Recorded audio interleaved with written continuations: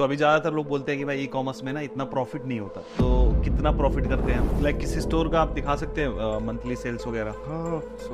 सतीश भाई, एक ये मेरा स्टोर है जिस पे हमने पिछले 30 दिन में की सेल करी है। ये क्लोथिंग ब्रांड है आपका? हाँ, ये क्लोथिंग ब्रांड है और ये वो सेल है जो हमने आरटी और अपने कैंसिलेशन माइनस करने के बाद करी है, जो डिलीवरी हो चुका है, जो डिलीवर हो चुका है हमारा। नमस्ते दोस्तों, स्वागत है आपका एक और शानदार वीडियो में। दोस्तों आज का वीडियो थोड़ा एडवांस लेवल का है क्योंकि आज के जो हमारे गेस्ट हैं वो ई कॉमर्स स्टोर्स चलाते हैं। एक नहीं दो नहीं बल्कि बहुत सारे स्टोर्स चलाते हैं, जो अगर बात करें फिगर्स में बात करें तो साल का 5 से 6 करोड़ का सेल तो सिर्फ एक स्टोर से करते हैं। मिलवाते हैं आपको ई कॉमर्स के किंग नीले भाई से। स्वागत है भाई, थैंक यू। कैसे हैं आप? इनवाइटिंग। बहुत बढ़िया हूँ मैं, आप कैसे हो? मैं भी एकदम बढ़िया। मैं चाहूंगा नीले भाई, वैसे तो अपनी काफी टाइम से बातचीत हो ही रही थी कि अपन वीडियो करेंगे। मैं चाहूंगा एक छोटा सा इंट्रो आप दे दीजिए हमारी ऑडियंस को। मैं निलय हूँ। मैं पिछले 7 से 8 साल हो गए मुझे ई कॉमर्स करते हुए, और वही था कि मैं इंजीनियरिंग कर रहा था और उस समय मुझे आइडिया आया कि कुछ नया करना है क्योंकि इंजीनियरिंग से कुछ होगा नहीं शायद। तो ढूंढते ढूंढते मुझे ई कॉमर्स मिला और ये जर्नी शुरू हो गई।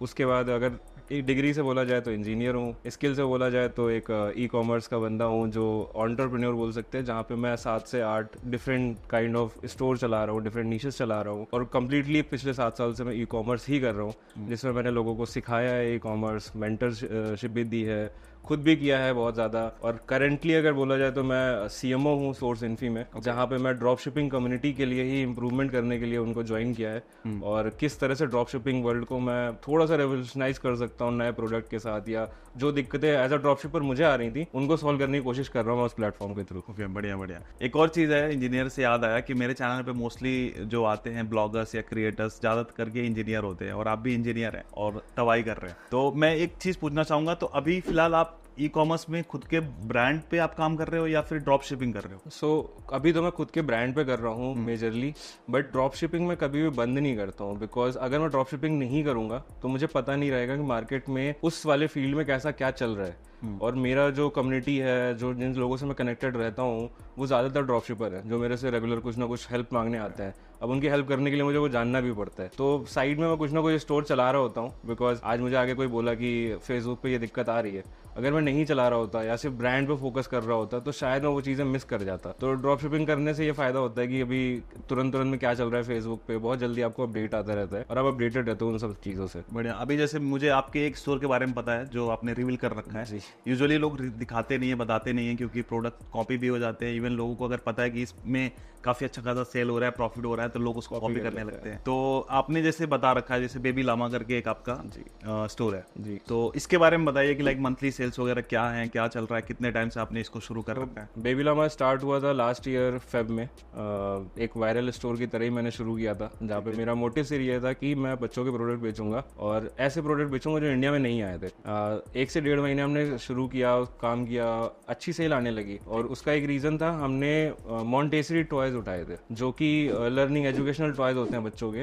इंडिया में कोई बेच नहीं रहा था, और बेच भी रहा था तो आप ऑफलाइन स्टोर जाते थे, आप हैमलेस के किसी एक पर्टिकुलर सेक्शन पे जाओगे और जब वो प्रोडक्ट ढूंढने जाओगे तो शायद मिलता है। अगर कोई पेरेंट को पता ही नहीं है कि ऐसे टॉयज आते हैं तो शायद वो कभी ढूंढने भी नहीं जाते। हमने उस नीश में घुसे, हमने काफी ज्यादा प्रोडक्ट बेचे, क्योंकि एक तो शायद हमारे साथ अच्छा ये था कि उस समय समर वेकेशन हो गए थे, तो पेरेंट्स को चाहिए था कि कुछ बच्चों को बिजी करने के लिए, तो उन्होंने काफी ज्यादा लिया, और उस प्रोडक्ट की डिलीवरी हमारी 97% आई थी। मेरे पूरे अभी तक जितने मैंने प्रोडक्ट बेचे हैं, अगर मैं 1000 से 2000 प्रोडक्ट ऑर्डर पे स्केल करता था तो 97% नहीं आती थी डिलीवरी, वो ड्रॉप हो जाती थी, 90% 85% तक पहुंच जाती थी।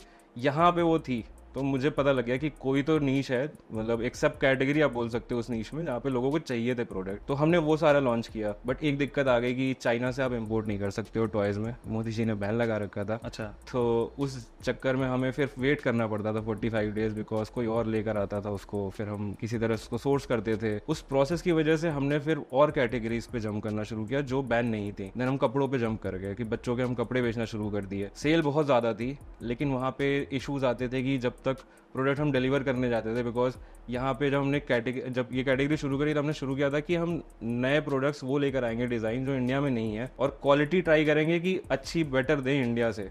हम चाइना से लाना शुरू कर रहे थे।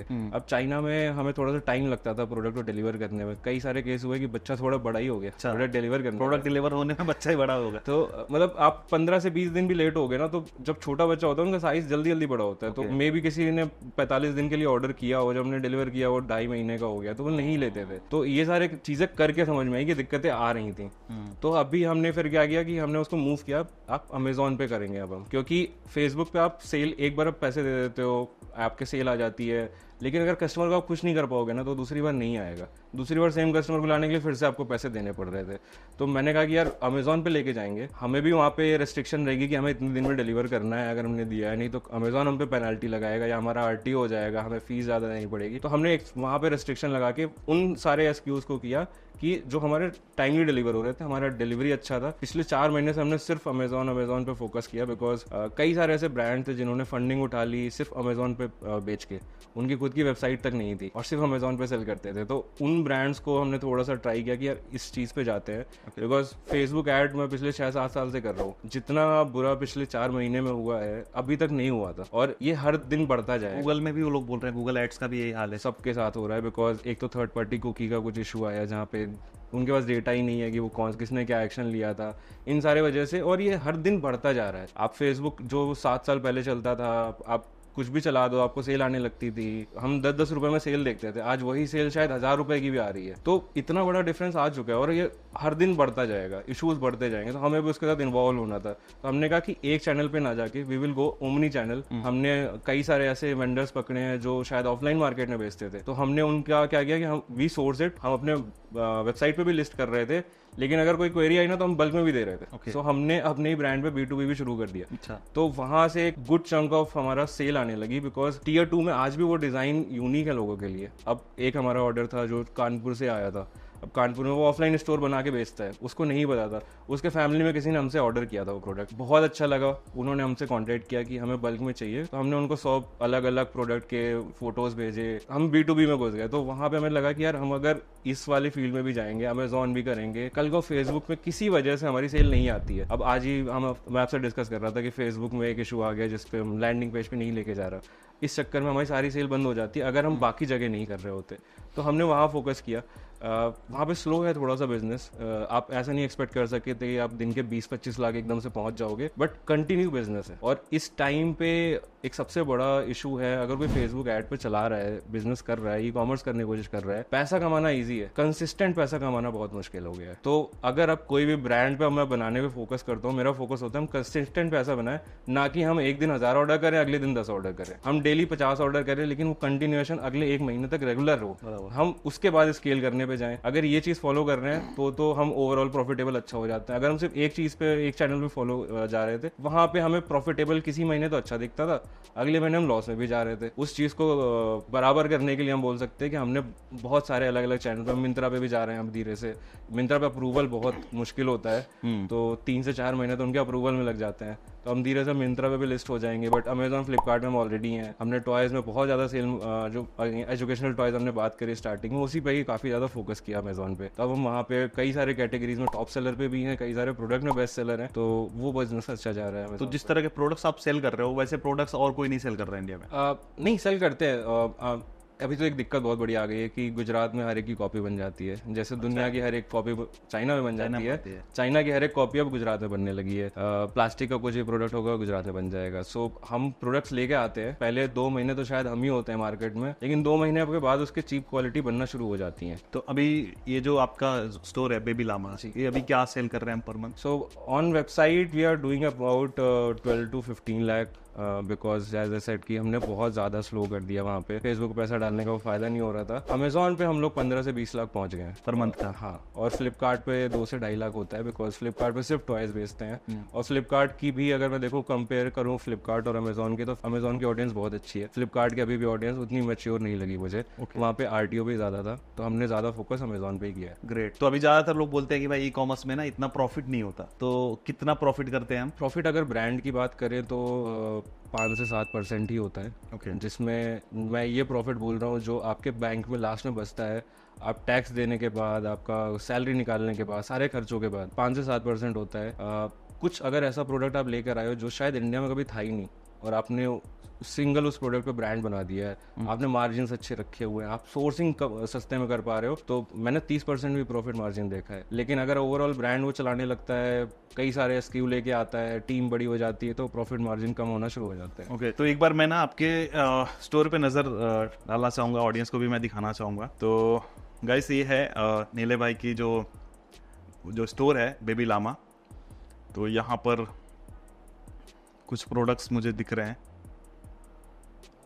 तो आपको इन सब प्रोडक्ट्स का आइडिया कैसे आया था कि ये प्रोडक्ट्स मेरे को लेके आने, या फिर बेबी पे ही क्यों, कैसे? तो इसकी एक स्टोरी है। इसमें एक प्रोडक्ट अभी हमारा ऑलरेडी मैन्युफैक्चरिंग में है, वो भी मैं बताऊंगा कि प्रोडक्ट कैसे आया। तो 2017 से मैं ड्रॉप शिपिंग के अराउंड कुछ ना कुछ तो कर रहा था, तो मुझे तो पता लग गया था कि प्रोडक्ट वो बिकते हैं जो प्रॉब्लम सॉल्व करते हैं। तो मैंने बहुत सारे प्रोडक्ट बेचे। मैंने जो नीश मुझे दिखती थी, जो भी कैटेगरी दिखती थी कि यार इसमें बिक रहा है, मैं बेचने लगता था। बहुत सारे प्रोडक्ट बेचने के बाद मैंने देखा कि मैं 100 में से 20 प्रोडक्ट बच्चों के ही उठा रहा था। अच्छा, पता नहीं क्यों होता था, बट वो प्रोडक्ट देखने के बाद मुझे समझ में आने लगता था कि यहाँ पे कुछ प्रॉब्लम सॉल्व हो रही है। और मुझे फिर फील होना शुरू हुआ, खुद से मुझे समझ में आने लगा कि अगर आपने किसी एक बच्चे के पेरेंट्स को बेच दिया, जो बच्चा जस्ट पैदा हुआ है, और आपका प्रोडक्ट अच्छा है, आप ब्रांड जैसा कुछ कर रहे हो, तो आप उसको नेक्स्ट 18 साल 20 साल तक बेच सकते हो।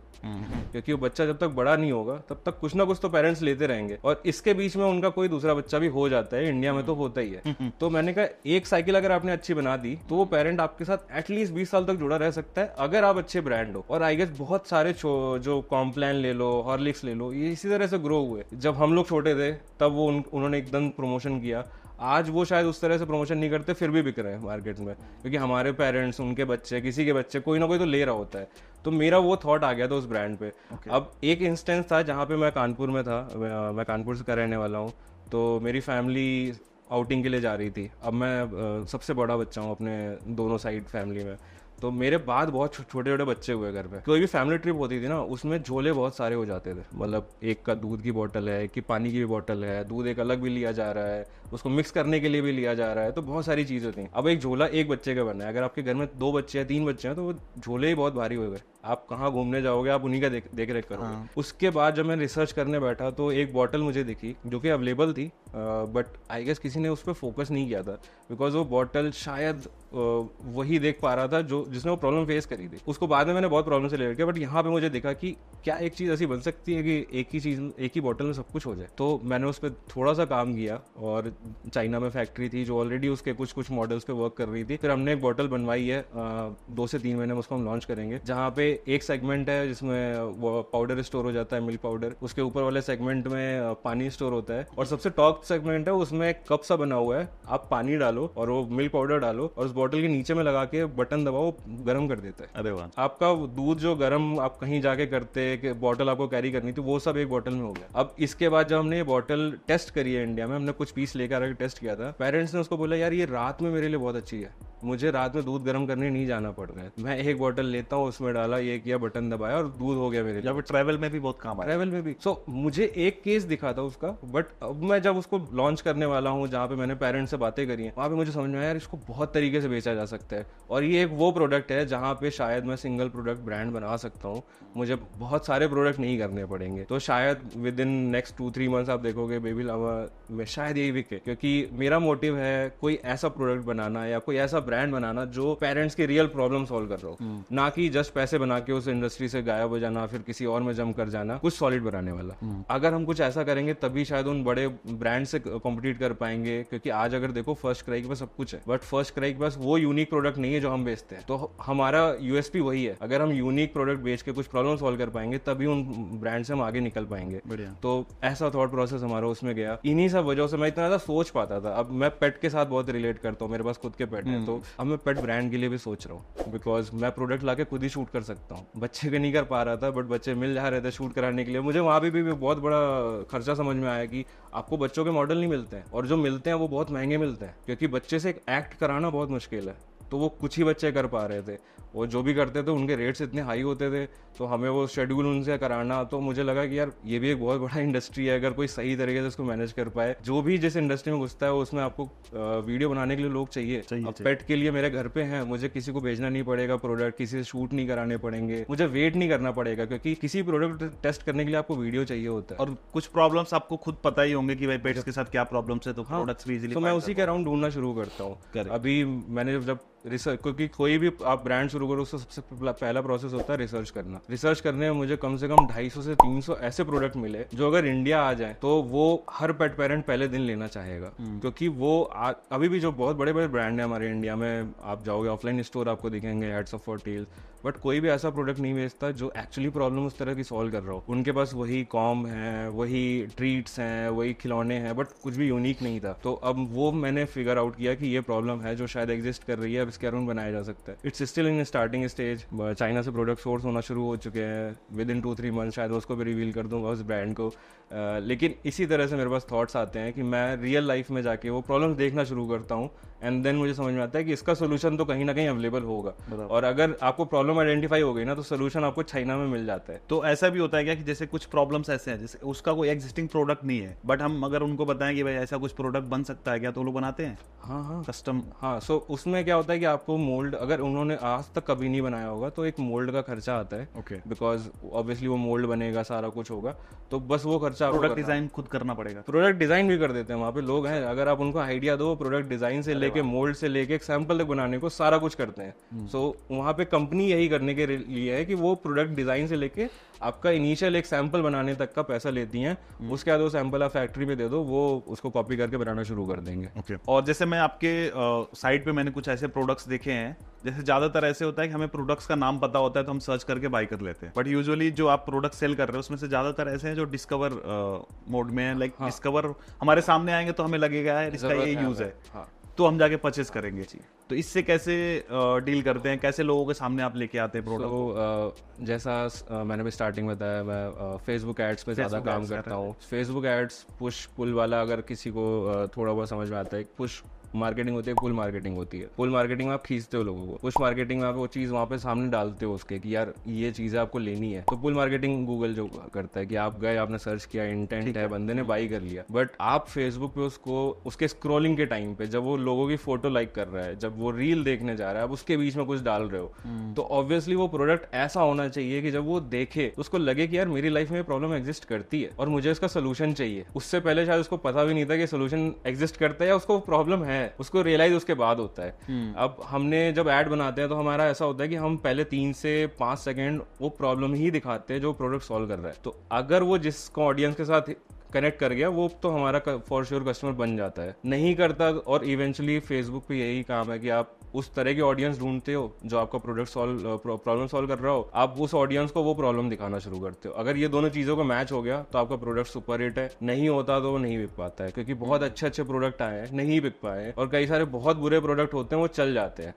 एक एग्जाम्पल, शार्क टैंक में वो सिपर आया था जिसपे बहुत ही बुरा अश्नीर ग्रोवर ने किया था। वो आज फंडिंग उठा के बैठा है दुबई में, उसका बहुत ज़्यादा सेल है। शायद वो इंडिया ऑडियंस मार्केट फिट नहीं था, इंडियन ऑडियंस को शायद वो प्रॉब्लम नहीं होती, बराबर, लोग शायद जूठा पीने को रेडी थे, बट दुबई में नहीं है लोगों को, यूएई में लोगों को वो है कंसर्न कि यार मुझे अपना अलग पीना है, जूठा नहीं पीना है। हमेशा ये भी जरूरी नहीं कि जो प्रोडक्ट आप दिखा रहे हो वो आपके रीजन की प्रॉब्लम सॉल्व कर रहा हो। अब आज मैं अगर स्किंग के रिलेटेड कोई प्रॉब्लम सॉल्व करने लगूं इंडिया में तो नहीं बिकेगा, क्योंकि स्किंग इंडिया में होती ही नहीं है, कनाडा में होगी, बाहर होगी। तो हमें ये भी बहुत ज्यादा देखना होता है कि यार वो जो हम प्रॉब्लम जिसको दिखा रहे हैं ना वो उसको है या नहीं है, इंडिया के ऑडियंस को वो होगी या नहीं होगी। वैसे शार्क टैंक आपने छेड़ दिया है, तो आपने कभी सोचा कि शार्क टैंक में जाऊं फंडिंग वंडिंग के लिए, या फिर थोड़ी ब्रांडिंग हो जाएगी? हाँ, सोचा तो था, बट जब रिव्यूज देखे, जो मेरे बहुत सारे खुद के क्लाइंट थे या मेरे क्लोज कनेक्शन में जो लोग थे जो गए, उनके जब रिव्यूज मिले तो मुझे लगा कि शायद इससे अच्छी मार्केटिंग हम खुद कर पाएंगे अभी। अच्छा। इन फ्यूचर अगर उसका फीडबैक अच्छा होता है, बिकॉज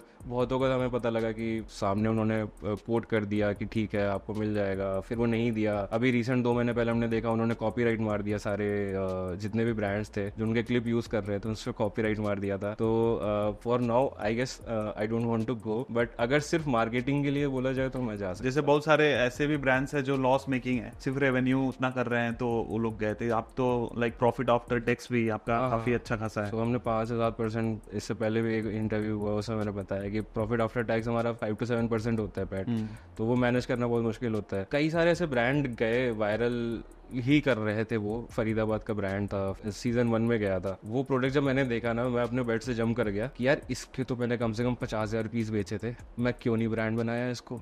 वो पैसे भी लेकर आए, उन्होंने सब किया, उसके बाद वो गायब हो गए हैं, अभी शायद नहीं कर रहे हैं उतना अच्छा। बट मेन कंसर्न ये था कि जिसने सोच लिया कि यार इसको ब्रांड की तरह दिखा सकते हैं, बना सकते हैं, उनके पास वो फायदा हो गया कि जबकि उन्होंने 4 साल बाद वो प्रोडक्ट बेचा था। तो शार्क टैंक एक हाइप बनी थी बहुत ज्यादा।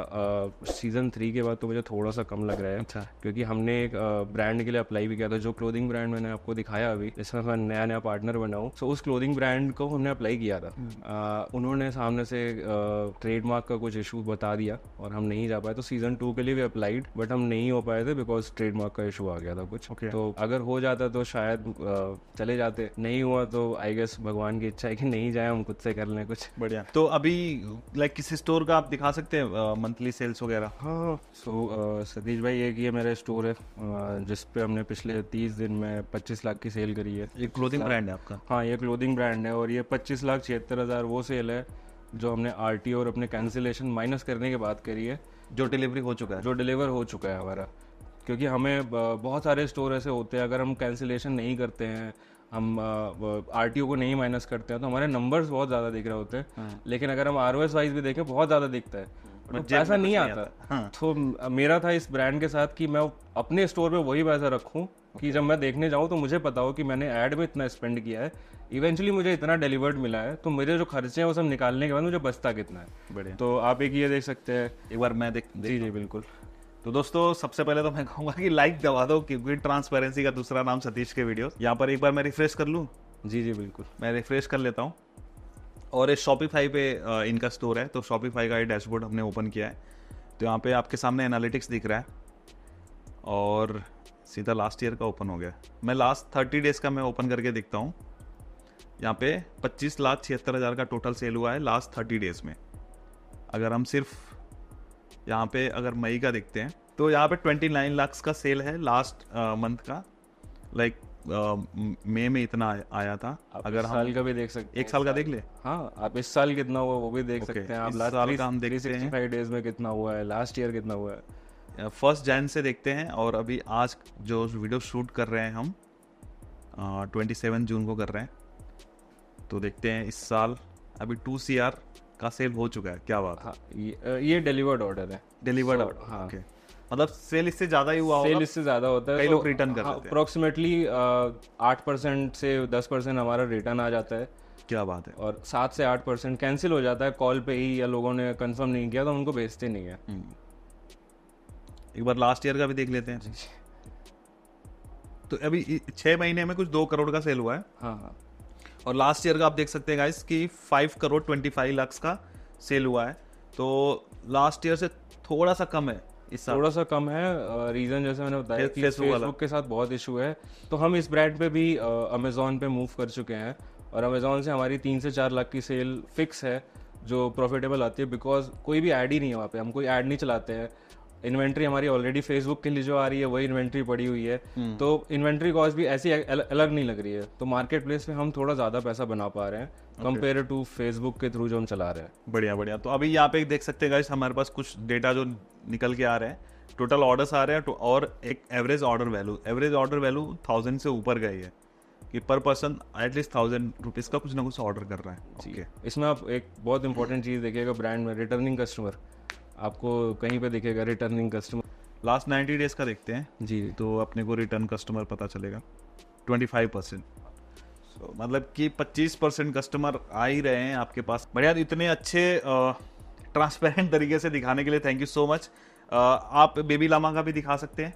बेबी लामा का मैं आपको अमेजोन का दिखा देता हूँ। और एक मैं आपको बेबी लामा में जो हम, जैसे मैंने बताया कि हम मल्टीपल वेबसाइट चला रहे थे बेबी लामा की, तो हमने एक वेबसाइट जो चलाई थी लास्ट ईयर दिसंबर तक, उसका ये रेवेन्यू है। सो ऐसे हमारे पास 8 स्टोर थे। 3 करोड़। हाँ, 3 3 करोड़ करोड़ 37 लाख, क्या बात है, लास्ट ईयर का। ये लास्ट ईयर। फिर हमने दिसंबर के बाद ये वेबसाइट बंद कर दी है। लाइक हम एड्स नहीं चला रहे हैं इस पे, क्योंकि हमारा सिर्फ एक बेबी लामा वेबसाइट हमने लाइव करी हुई है जिस पे प्राइमरली वो चल रहा है, और बाकी अमेजोन और मार्केट प्लेसेस पे चल रहा है। अरे एक बार इसको भी मैं रिफ्रेश कर लेता हूँ, हाँ। ताकि लोगों को लगे कि हाँ चीज़ें जो है रियल है। वैसे भाई ट्रांसपेरेंसी का दूसरा नाम सतीश के वीडियोस, तो ये सब डाउट करने का ही नहीं। मैं लास्ट ईयर का इसमें ओपन कर देता हूँ। 3 करोड़ 37 लाख। ओके, तो अभी हम स्टोर से नहीं सेल कर रहे हैं, अभी हम मार्केट प्लेस स्टोर से बहुत कम वॉल्यूम है, 12 से 15 लाख, वो भी एक सिंगल स्टोर पे हमने कर रखा है, और मेजर अमेजोन पे कर रखा है। एक बार हम मार्केट प्लेस का दिखा दीजिए। इसके बाद हम बात करेंगे कि भाई सर कर रहे हैं तो कैसे नए लोग करेंगे, या फिर इसको करने के लिए क्या क्या चीज़ें रिक्वायर्ड है, क्या क्या स्किल्स रिक्वायर्ड है, वो सारी चीज़ें हम पूछते हैं इनसे। सबसे पहला प्रोडक्ट रिसर्च, क्योंकि ई कॉमर्स शुरू वहीं से होता है। उसके बाद आपको ऐड चलाना आना चाहिए। ऐड चलाना अगर डायरेक्टली आप फेसबुक पे नहीं करना चाह रहे हो तो आपको मे बी अच्छी रील बनाना आना चाहिए। आपको मार्केट प्लेस प्रोडक्ट को लेके। हाँ, तब आप बेचोगे तभी ना, जब लोगों को उस चीज़ को पसंद आएगा। वो तो आपको किसी ना किसी तरह से बेचना है। हर एक को फेसबुक ऐड चलाना नहीं आता, तो हमने देखा है बहुत सारे लोग होते हैं जो मार्केट प्लेस से बेचना शुरू कर देते हैं। बहुत सारे लोग हैं जो वीडियोज़ बनाते हैं और उसको उसके थ्रू बेचते हैं। हमने देखा है लोग अपने कम्युनिटीज़ में जाके बेचना शुरू करते हैं। तो किसी ना किसी तरह आपको बेचना आना चाहिए। एक वो है, प्रोडक्ट आपने फाइनल कर लिया, आपको वेबसाइट बनाना भी आना चाहिए, क्योंकि एक बेसिक वेबसाइट तो आपको एक्सपीरियंस होना चाहिए। जबकि आजकल बहुत लोग अवेलेबल हैं वेबसाइट बनाने के लिए, बट मैं सजेस्ट नहीं करता कि आप पहली वेबसाइट ही किसी और से बनवा रहे हो, क्योंकि आपसे वो 15-20 हज़ार रुपये लेगा। आपको जब यही नहीं पता है कि आपको अपनी वेबसाइट पे क्या क्या चाहिए, या अगर उसने कुछ एक चीज़ करी है, कल को उसने आपका प्रोजेक्ट दे दिया बना कि आपको कुछ चेंज करना है, तो आपको आता ही नहीं होगा। फिर वो उसको वापस बुलाना, आप फिर से उसको फ़ोन करोगे, फिर वो 10 दिन लगाएगा, जो भी लगाएगा। और जब आप किसी को पैसा देके करा रहे होते हो, तो वो फिर आप ये भी एक्सपेक्ट करेगा कि यार अगर मैंने उसको नहीं दिया है सर्विस की जहाँ पे मैं चीज़ें रिवैम करूंगा, तो मैं फिर से चार्ज करूंगा। इन सब की वजह से आपको वेबसाइट बनाना, बेसिक वेबसाइट बनाना आना चाहिए। और आजकल तो इतना ज़्यादा अवेलेबल है कंटेंट, आप एक बार जाओ शॉपिफाई, आप सर्च करो, शॉपिफाई के खुद के इतने सारे ब्लॉग्स हैं, उनकी यूट्यूब वीडियो हैं जहाँ पे वो पूरी की पूरी वेबसाइट बनाना सिखाते पूरा हैं। सपोर्ट है, सारा सपोर्ट है। मैंने खुद ने जब 2016 में सीख रहा था, तो मैंने शॉपिफाई के फॉरम से ही सीखा, बिकॉज 2016 में शायद इतना कंटेंट नहीं मिलता था ड्रॉप शिपिंग के लिए। इंडिया में तो नहीं था, यूएस में फिर भी चलने लगा था। शॉपिफाई भी बनती है और शॉपिफाई भी बनती है वर्डप्रेस कॉमर्स के थ्रू। वो कॉमर्स के थ्रू। मेरा एक्सपीरियंस वो कॉमर्स का नहीं था, बिकॉज एक तो मुझे सर्वर मैनेजमेंट, मुझे अगर आज मैंने स्केल किया है और मेरा ट्रैफिक आने लगा, तो मुझे रात को उठ के ये नहीं देखना है कि मेरी वेबसाइट क्रैश तो नहीं कर गई है, जो कि सपोर्ट शॉपिफाई बहुत अच्छा देता है। क्योंकि शॉपिफाई एक खुद का होस्टिंग प्लेटफॉर्म ही है। वो उसने ई कॉमर्स या वेबसाइट ये वाली चीज़ों को तो एड ऑन की तरह कर दिया, वो एक वेब होस्टिंग प्लेटफॉर्म ही था। तो वहाँ पे ये चीज़ का बहुत अच्छा था कि मैं 1000 चेकआउट भी अगर हर सेकंड करा रहा हूँ तो मेरी वेबसाइट कभी डाउन नहीं होगी। तो इस वजह से मैंने शॉपिफाई चूज़ किया। देन एक बहुत अच्छा था कि मैं एक क्लिक करता था, सारे ऐप अवेलेबल है, मुझे कुछ भी अपनी वेबसाइट पे लगाना है वहाँ पे हर एक क्लिक में अवेलेबल हो जाता है, जो कि वो कॉमर्स में अभी उतना अच्छा नहीं अवेलेबल है। जब तक कोई उसकी डिमांड नहीं करता, कोई बनाता नहीं है और अवेलेबल नहीं हो पाता है। तो एक तो वेबसाइट बनाना आपको आना चाहिए। ऐड आपने चलाना शुरू कर दिया है। बहुत सारे लोग जब ई कॉमर्स नया शुरू करते हैं, वो मिस कर देते हैं कि कस्टमर सपोर्ट भी आपको आना चाहिए, क्योंकि इस समय ई कॉमर्स में जो भी ऐड चला रहा है, कोई भी कस्टमर सपोर्ट पे ध्यान नहीं देता। सबको है कि मैं एक बार कस्टमर को पैसा बेच दूं और उसके बाद मैं निकल जाऊं। अब आपको दूसरी बार अगर उसी कस्टमर को बेचना पड़ेगा, फिर से आपको पैसे लगाने पड़ेंगे अगर आपने पहली बार ध्यान नहीं दिया। अभी हमने एक वेबसाइट आपको दिखाई जहाँ पे मैं 25% हम रिटर्निंग कस्टमर लेके आ रहे हैं, तो वो 25% अगर मैं आज ऐड भी बंद कर दूं तब भी वो आते रहेंगे मेरे पास। तो मेरा धंधा कभी भी जीरो पे नहीं जाएगा उस वजह से। कुछ लोग तो आके ले रहे हैं मेरे से, अब इतना नाम कर लिया, या फिर उन लोगों को प्रोडक्ट इतना पसंद आया कि उनको नाम तक सेव हो चुका है, उन्होंने वेबसाइट का सेव कर लिया, बुकमार्क कर लिया है। कई सारे तो कस्टमर ऐसे हैं, वो आके हमसे रेगुलर व्हाट्सएप पे अपडेट लेते हैं कि आप कोई प्रोडक्ट नया लेकर आए हो। तो कस्टमर सपोर्ट वाला एक एक्सपेक्ट है जो सबको लगता है यार मुझे नहीं करना चाहिए, मैं तो ब्रांड ओनर हूँ, मैं क्यों कस्टमर से बात करूँ। बट बेबी लामा में भी कई बार में ऐसा होता है कि फ़ोन करके मैं डायरेक्टली कस्टमर से बात करता हूँ कि आपको प्रोडक्ट पसंद आया, आपको नहीं पसंद आया तो क्यों नहीं आया, और आया तो इसके रिलेटेड आप और कौन से प्रोडक्ट लेना चाहोगे। आपके पास कोई है प्रोडक्ट की रिक्वायरमेंट, आप बताइए, हम उसको फुलफिल करने की कोशिश करेंगे। वहां से हमें प्रोडक्ट के भी आइडियाज मिलते थे। तो अगर आप ये सारी चीजें सीख लेते हो, मैं ये नहीं कहूंगा आप सब में बेस्ट हो जाओ, लेकिन आपको सारी आनी चाहिए। मैंने जब ई कॉमर्स शुरू किया था 2018 में, इंडिया में जब शुरू किया, क्योंकि इससे पहले मैं ड्रॉप शिपिंग करता था, वो भी यूएस मार्केट में करता था। इंडिया का पोटेंशियल ही नहीं पता था मुझे, और इंडिया में चीज़ें आसान नहीं थी। आज तो फिर भी बहुत सारे टूल हैं, आपको शिप करना है, एक बटन दबाओ शिप हो जाता है प्रोडक्ट। उस समय आपको बहुत सारे पंगे आते थे, क्योंकि नए हो तो ब्लू डार्ट आपको देता नहीं था कि आप ब्लू डार्ट से कर सको, आप वो मांगता था 100 ऑर्डर आपको डेली करने हैं, अब नया बंदा कैसे कर ले। उसी की वजह से शायद एग्रीगेटर आना शुरू हुए, जैसे शिप रॉकेट है। शिप रॉकेट है, हाँ। शिप रॉकेट भी उस टाइम पे बहुत नया था, उस टाइम पे हम लोग कॉल करते थे, हमें सपोर्ट नहीं मिलता था, तो ये सारे इशूज आए। उसमें क्या था, मैं खुद चांदनी चौक जाता था, सदर बाजार, वहाँ पे मैं खुद माल उठाता था खुद से एक पैकेट, क्योंकि उस समय इतने ऑर्डर नहीं थे, मुझे टेस्ट करना था, तो मैं 40 पीस वाला एक कार्टन आता था, वो खुद ही उठा के लेके कैब में रख के आता था घर, कॉलिंग करता था कस्टमर्स को, ऑर्डर पैक करता था, शिप करवाता था। आरटीओ आया, उनको मैंने ओपन किया, उसको रखा कि हाँ इतना मेरे पास आरटीओ आ गया है। ये सारे चीज़ें मैंने खुद करी हैं। वो खुद करने की वजह से आज जब मैं लोगों को हायर करता हूँ ना, मुझे पता है कि इस बंदे से मुझे क्या एक्सपेक्ट करना है, और अगर वो बंदा नया है तो ये क्या गलती करेगा वो भी मुझे पता है, क्योंकि वो गलतियां मैंने करी हैं। अब शॉपिफाई स्टोर अगर आज मेरी टीम में कोई बनाने जाता है तो, और उसने कभी नहीं बनाया है, तो उसकी एक गलती जरूर होती है कि उसको पासवर्ड हटाना नहीं होता, भूल जाता है वो पासवर्ड हटाना, जो कि मैं भी भूल चुका था। सो शॉपिफाई में जब भी आपको भी स्टोर बनाओगे और आपने पेमेंट भी कर दिया, आपने प्लान भी ले लिया है, तब भी वो पासवर्ड नहीं हटता है, आपको जाके वो हटाना पड़ता है। अगर आपको पता नहीं है तो आपको तो वेबसाइट दिख रही है, कोई यूजर विजिट करेगा तो उसको पासवर्ड मांगेगा, हाँ वो स्टोर दिखाएगा कि कमिंग सून ऐसा कुछ दिखाएगा। अब लेकिन आपने जब वो स्टोर बैकएंड पे लॉगिन कर रखा है तो वो स्टोर आपके लिए ओपन होता है। तो हम बहुत बार, मेरे से गलती हुई थी जब मैं शुरू कर रहा था, मुझे लगा यार मेरे लिए तो खुल रहा है तो मैं ऐड चला देता हूँ, और मैंने चला दिया, मैंने पासवर्ड नहीं हटाया। जब मैंने कुछ 7 से 8 हज़ार रुपए स्पेंड कर दिए, और ये 2016 में की बात है, मैं स्पेंड करता जा रहा हूँ 7-8 हज़ार रुपये। आप एक कॉलेज के स्टूडेंट हो तो होता है, मतलब मैं तब भी क्लाइंट वर्क करके कमा रहा था, लेकिन वो 7 हज़ार रुपये तब भी मुझे बहुत लगते थे। तो अगर आप ये छोटी छोटी गलतियां खुद से करते हो ना, तो जब आप किसी को सिखाओगे, अपनी टीम में रखोगे, तो आपको पता होगा ये गलतियां होने वाली हैं। तो जब वो कोई गलती करेगा ना, तो आप समझ पाओगे कि यार उससे हुई है, क्योंकि आपसे भी हुई थी, और आप उसको उस तरह से समझा पाओगे कि वो भी कभी ना करे। और मैं तो कभी भी सिखाता हूँ ना, तो मैं लोगों को ये सिखाता हूँ कि क्या नहीं करना है, क्या गलतियां नहीं करनी चाहिए, बिकॉज क्या करना है वो तो सब बता रहे हैं। आप ऑनलाइन जाके ढूंढो को सब बताएंगे, ऐसे कमाना है, वैसे कमाना है, या इतना कर लो। क्या नहीं करना है वो तो कोई बताता नहीं है, बिकॉज आई गेस वो नहीं करने वाली चीज पे ना लोगों को लगता है शायद लोग उसको निगेटिव लेंगे, उसको लगेगा कि यू फेल्ड। अब मैं बहुत क्लियरली बोलता हूँ कि बेबी लामा को मैंने धीरे धीरे मूव करा मार्केट प्लेस पे। द रीज़न वॉज मैं पैसे नहीं कमा पा रहा था उतने ज़्यादा, प्रॉफिट नहीं कर पा रहा था उतना, तो मुझे और करना चाहिए। अब इसको कोई अगर नेगेटिव लेना चाहे, कोई इसको चाहे कि ब्रांड फेल हो गया, तो नहीं। मैं अगर कल को जाके अमेजोन पे उस तरह का ब्रांड बनाता हूँ कि फंडिंग उठा लूंगा, कोई मेरे से नहीं पूछेगा आपने बेचा कहाँ था, सबको ये लगेगा ब्रांड है, कहीं पे भी बेचा हो। बिल्कुल। तो हमारा फोकस वहां पे रहना चाहिए कि गलतियां करके सीखो, उससे मूव ऑन करो, आगे बढ़ो, उसको और इम्प्रूव करो। तो ये सारी चीजें अगर आप सीख लेते हो अपने इनिशियल स्टेज में, आप कोई भी ई कॉमर्स का प्रोजेक्ट करने को शुरू कर रहे हो, इन पे ध्यान दे देते हो, तो लॉन्ग टर्म में जब भी आप खुद भी करोगे, टीम बनाओगे, आपके लिए बहुत आसान होने वाला है। एक बार थोड़ा सा समझ लेते हैं कि जैसे मान लीजिए कोई कस्टमर ऑर्डर करता है, ऑर्डर करने से लेकर डिलीवरी तक क्या प्रोसेस होते हैं और कैसे आप ऑर्डर को फुलफिल करते हो, थोड़ा सा उसके बारे में बताइए पूरा। अभी 2 से 3 तरह के मॉडल हैं इंडिया में ऑर्डर आने के बाद के, क्योंकि ऑर्डर आने से पहले सबका सेम हो गया कि आपने प्रोडक्ट फाइनल किया है, आपने प्रोडक्ट लिस्ट कर दिया है, आपने जिस भी वेंडर के थ्रू किया होगा वो सारा प्राइसिंग लेके आपने उसे लिस्ट कर दिया, आपने ऐड चलाया या फिर आपने उसको कहीं पे भी ऑनलाइन डाला, सेल आ गई। अब आपका ऑर्डर आ गया, सबसे पहले तो या तो यू शुड हैव, आपके पास वो व्हाट्सएप का ऑटोमेशन होना चाहिए जो कस्टमर से तुरंत कंफर्मेशन ले कि ऑर्डर आपने प्लेस किया या नहीं किया, तो कंफर्म या रिजेक्ट जो भी होगा। अगर वो कंफर्म करता है देन आप एड्रेस कंफर्मेशन करवाते हो कि जो आपने एड्रेस दिया वो कंफर्म है कि नहीं, उसमें लैंडमार्क नहीं पड़ा तो आप कस्टमर से लैंडमार्क मांगते हो। अगर कस्टमर का रिप्लाई नहीं आया व्हाट्सएप पे तो हम कॉल करते हैं, हम अगर 100 कस्टमर होंगे तो 100 को कॉल करते हैं कि आपने एक ऑर्डर प्लेस किया था, आपको ऑर्डर चाहिए नहीं चाहिए। वैसे तो हम पूरे भी जो हमारी स्क्रिप्ट होती है कॉलिंग की, उसमें हम कहीं पे भी ऐसा नेगेटिव वर्ड डालते ही नहीं है, हम कहीं पे भी ऑप्शन देते ही नहीं कि आपको नहीं चाहिए। हम उसको बोलते हैं कि आपने एक ऑर्डर किया है, आपको कोई स्पेसिफिक टाइम पे चाहिए, अगर नहीं चाहिए होगा तो वो ऑब्वियसली वहाँ पे इंटरेस्ट नहीं दिखाएगा, बट अगर चाहिए होगा तो उसको लगेगा कि कस्टमर का थोड़ा तो ध्यान दिया जा रहा है, तो हम कॉलिंग कराते हैं।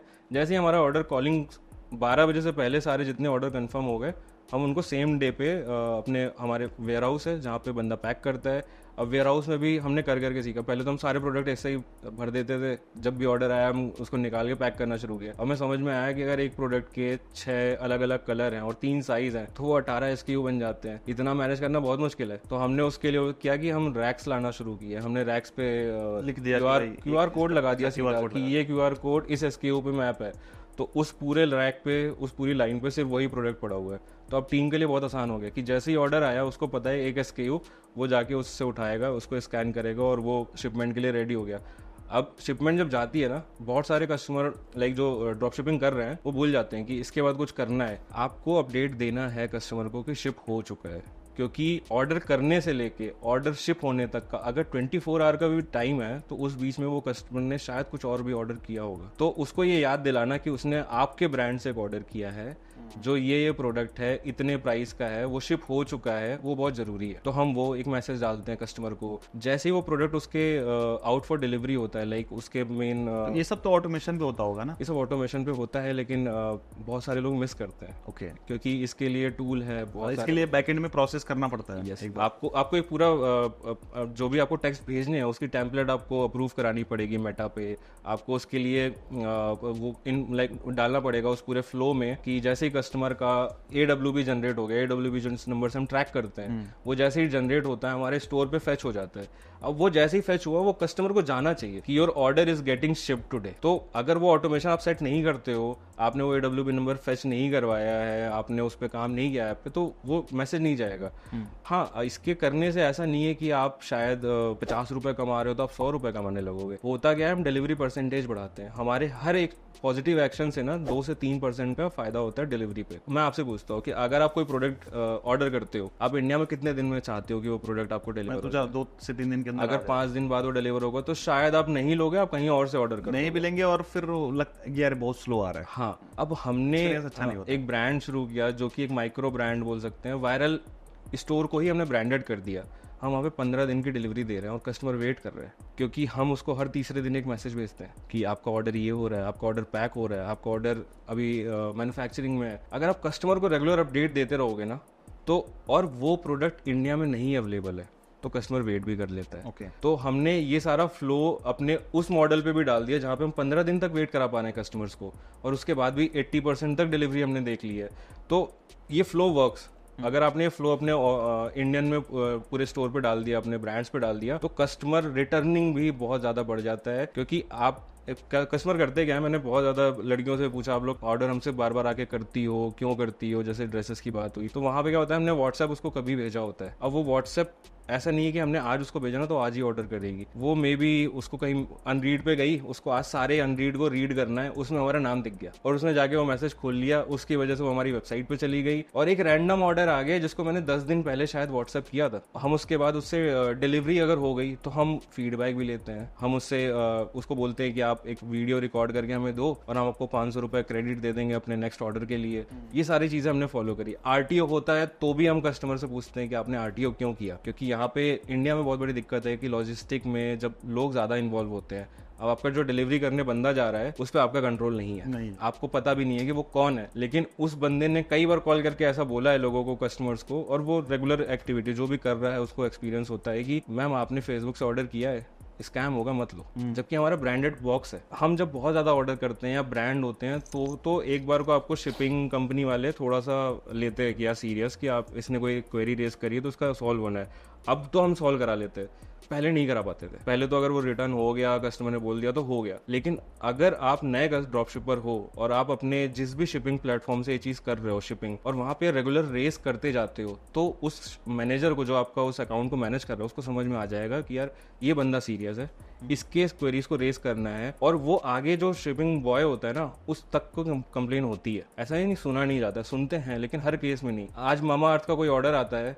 कोई भी डिलीवरी बॉय ये नहीं सोचेगा कि ये चीज़ बोल दूं मैं कॉल पे, भले ही उसने फेसबुक से ऑर्डर किया होगा, बट वो नहीं बोल सकता क्योंकि पैकेजिंग है और उस कंपनी का नाम है। डिलीवरी बॉयज तक को पता है कि यार ये कंपनी है, अगर मैंने इसके साथ किया ना तो मेरे साथ इशू हो जाएगा, तो वो आपको रेपो बनानी पड़ जाती है।